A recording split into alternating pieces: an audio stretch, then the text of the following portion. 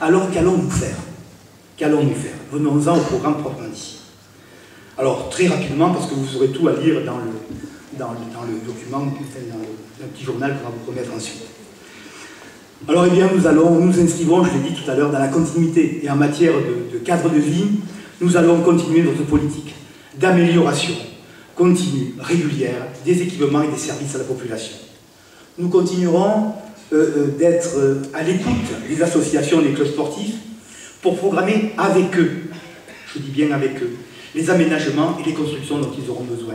J'arrive pas avec un catalogue de la Redoute disant voilà, on va faire tout ça. Non, c'est dans la discussion avec eux que nous élaborerons les besoins les plus urgents. Ensuite, le grand chantier du mandat sera la réhabilitation et la revitalisation du centre ancien. Et 4 grandes opérations d'ensemble sont déjà programmées pour la mandature à venir. Alors d'abord, le pâté de maison qui est situé devant l'église, la place de la République tout entière, là, la place Alphonse Reynaud, et puis la rue Rosa Bordas, et tout l'îlot de la Tour Clémentine, y compris son débouché sur le boulevard d'Antin. Parallèlement à cela, pour revitaliser le centre, nous sommes en train d'installer des artisans d'art dans la traversée des arts, avec ces trompe-l'œil. Et il y en a 6. Il y en a 6 là, qui vont être installés dans les semaines qui viennent.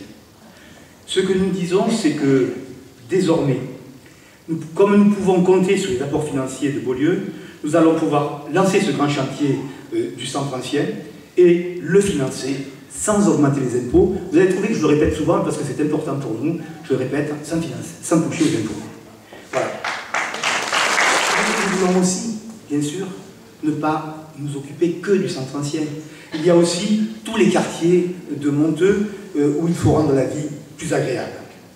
Alors comment? Mais la première des choses que vous demandez, je pense qu'on va vous voir, c'est quoi? C'est on veut être tranquille. Bon, donc tranquillité. Tranquillité, et on va renforcer donc la présence des agents de proximité, oui. Et puis on va mettre aussi en place, on n'a pas fait au mandat précédent, mais j'aimerais le faire cette fois-ci, un conseil citoyen vie des quartiers, qui regroupera des représentants de chaque quartier. Et j'aimerais qu'on arrive à responsabiliser des habitants des quartiers, de manière à ce qu'ils puissent faire des propositions concrètes sur la sécurité, sur les aménagements, sur le cadre de vie, etc. etc. Et nous allouerons un budget spécifique pour financer les initiatives de groupement d'habitants. Ça c'est important aussi, que les habitants se prennent en charge. Le quartier de la gare, il va passer bientôt, puisque, vous le savez, le train va être mis en service en décembre 2014. S'il n'y a pas de retard, ça va de soi, mais apparemment il n'y a pas de retard. Voilà, la rue Médupré, etc. Et chaque fois qu'une voirie sera réaménagée, eh bien, des pistes cyclables et des cheminements piétons seront créés pour accompagner, chaque fois, bien sûr, que cela sera possible techniquement. Tout ça.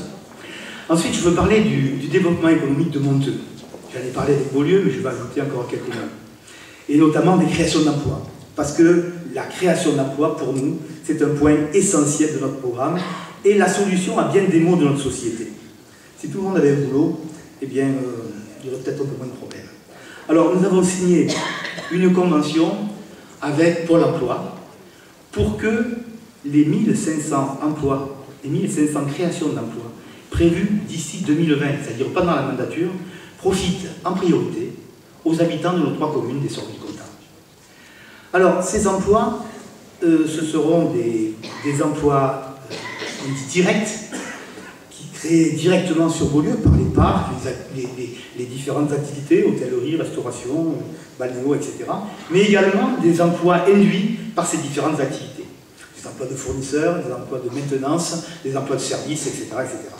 Beaulieu, c'est la locomotive, mais tout ce qui va être induit et se développer tout autour est au moins aussi important, sinon plus, en quantité.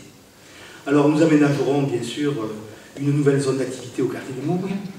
Nous continuerons à aider les créateurs d'entreprises en les accompagnant dans leurs différents projets. Je pense par exemple aux ateliers relais du Périfier, où on accueille pratiquement 50 jeunes créateurs d'entreprises, à des prix d'honneur, etc., etc. Nous continuerons à soutenir et nous renforcerons même notre soutien au commerce et aux artisans montiliens en améliorant l'attractivité du centre-ville, le stationnement, les animations, avec une vraie politique de rénovation et de valorisation des commerces, y compris avec des aides financières.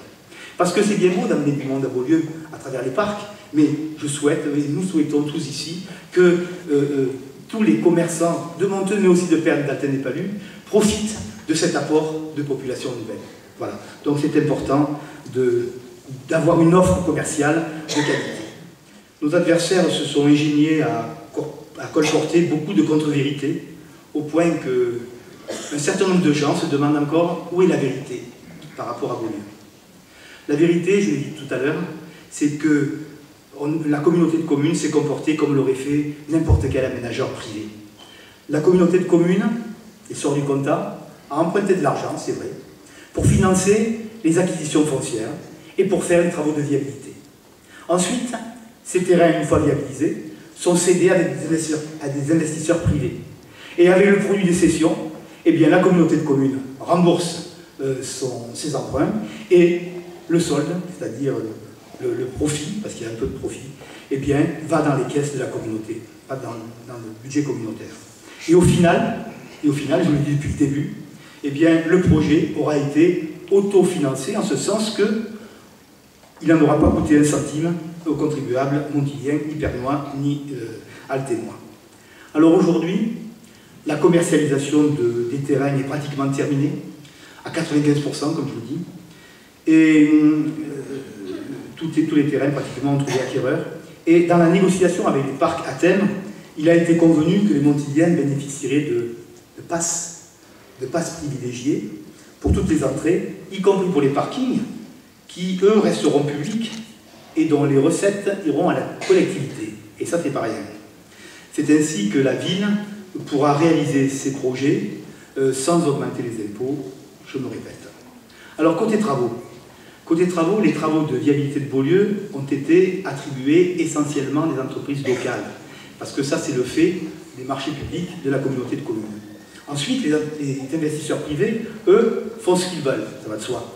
Et ils ont commencé, pour certains, à faire travailler des entreprises locales, et on les encourage à faire travailler des entreprises locales, notamment dans le secteur du BTP, c'est-à-dire bâtiments et travaux publics. Et là, donc, avec ce chantier de toutes les constructions qu'il va y avoir à Beaulieu, il y a un marché important pour un secteur qui souffre en ce moment. Et puis, parce que la ville, c'est quelque chose de compliqué, il y a beaucoup de gens, et puis il est important que les personnes âgées elles-mêmes, et les personnes handicapées, et les personnes en difficulté, trouvent toute leur place dans la cité. Très important. Nous sommes un certain nombre, même pratiquement tous, d'accord dans notre équipe, que les maisons de retraite ne sont pas des solutions, si ce n'est dans des cas extrêmes. Et tant qu'on peut garder les personnes âgées au milieu de la cité, vivant avec tout le monde et comme tout le monde, quitte à leur apporter des services en externe, eh bien on a des solutions qui sont quand même beaucoup plus agréables et beaucoup plus humaines. Donc nous poursuivrons la création de logements adaptés, comme nous avons commencé à le faire, avec tous les services à la personne, médecins, infirmières, aides ménagères, portables de repas à domicile, etc., etc., pour garder le plus longtemps possible les personnes âgées ou les personnes handicapées dans leur habitat habituel, enfin, là où ils ont l'habitude de vivre jusqu'à maintenant. Et ça, c'est important. Et d'ailleurs, on a un plan d'action qui s'appelle Bien vieillir à Monteux, qui a été labellisé au niveau national et qui va l'être au niveau départemental le jeudi prochain. L'enfance et la jeunesse. Il y en a un qui s'exprime. Voilà. L'enfance et la jeunesse ne seront pas oubliés. Vous en doutez bien, puisqu'ils sont l'avenir de la cité, et c'est pour eux que nous travaillons. Et donc nous développerons nos services dans leur direction. Alors la commune est dotée de 2 crèches, d'un relais d'assistance maternelle. Les écoles publiques ont été très modernisées. On va continuer. La réforme des rythmes scolaires a été mise en place avec un seul objectif, l'intérêt de l'enfant. Et originalité dans ce prochain mandat, nous allons mettre en place une délégation à la famille. Délégation à la famille qui sera chargée de proposer des solutions pour toutes les problématiques familiales. La parentalité, la garde des enfants, l'éducation, l'accès aux activités, le soutien scolaire, l'information des enfants, l'orientation, etc. Voilà, ce sera la délégation à la famille.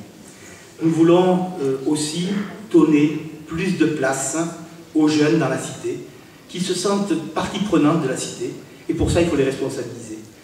Donc nous mettrons en place un conseil des jeunes, afin qu'ils puissent prendre une part active à la vie de la commune, avec un budget spécifique, et la possibilité d'organiser des activités, ou même de créer des équipements. Cette fois c'est pour de bon que je vais terminer. Vous avez les grandes lignes.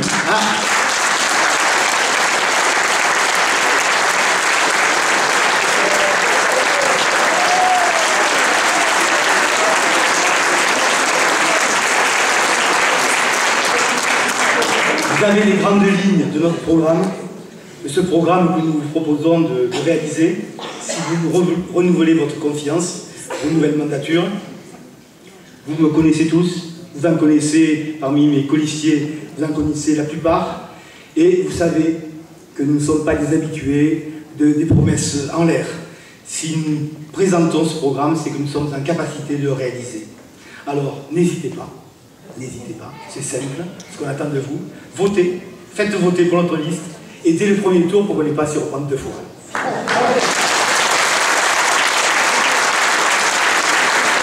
Voilà, mesdames et messieurs, vous connaissez l'équipe, vous connaissez les grandes lignes avant. Le mot de la fin, il reste la photo officielle, il manque quelqu'un sur la photo au centre. Il est là, tu vas venir, Christian, rejoindre le centre de ton équipe. Donc pour la photo officielle, c'est maintenant. Alors sachez, mesdames et messieurs, que le programme complet est à votre disposition dans la salle, donc vous pourrez le récupérer, donc ce programme détaillé donc, sur le programme tout simplement, et vous l'avez également à disposition sur le site internet www.christiangros2014.fr, donc tout attaché, vous pouvez le consulter. Voici l'équipe devant vous, mesdames et messieurs, pour Monteux, toujours mieux.